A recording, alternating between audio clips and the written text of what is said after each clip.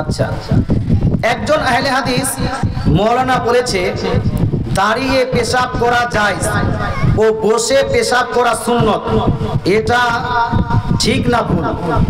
দাঁড়িয়ে পেশাব করা যায়, বসে পেশাব করা সুন্নত, তো কোনটা করব, বসে না দাঁড়িয়ে?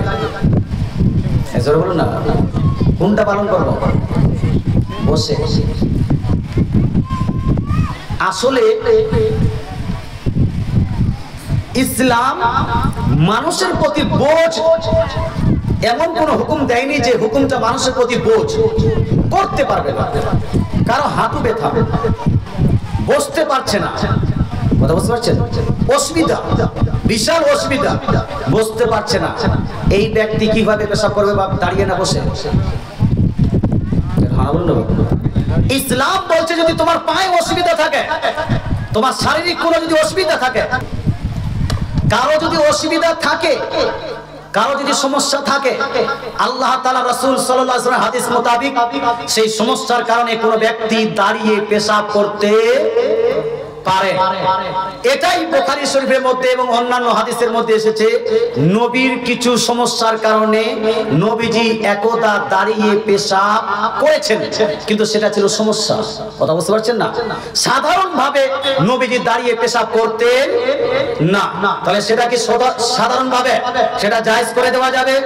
হ্যাঁ বলুন না ভাই, সাধারণভাবে মানুষকে অনুমতি দেওয়া যাবে? যাবে না। মুসলমান একদা নবীজি সাল্লাল্লাহু আলাইহি ওয়াসাল্লাম ইরশাদ করেছিলেন, প্রথম নবীজি বলেছিলেন নিষেধ করেছিলাম, আর পরে অনুমতি দিলেন। কোনটা আমল করবো, পরেরটা না আগেরটা? পরেরটা। তো সাধারণভাবে যেটা হবে সেটার উপর আমল করতে হবে, এটা হলো হাদিসের আন্ডারস্ট্যান্ডিং। এইগুলো যদি হাদিসের নিয়ম কানুন না বুঝে আপনি যদি হাদিস পড়েন, তো হাদিস পড়ে পথভ্রষ্ট হতে পারেন। কথা বুঝতে পারছেন না? পথভ্রষ্ট হতে পারেন।